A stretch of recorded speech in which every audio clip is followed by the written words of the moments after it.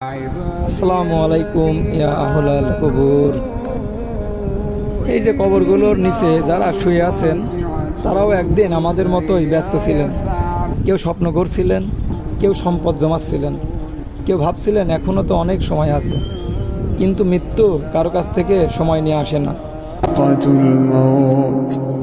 হয়তো আজ আমি দাঁড়িয়ে আছি কবরের পাশে, আর কাল মানুষ দাঁড়াবে আমার কবরের পাশে।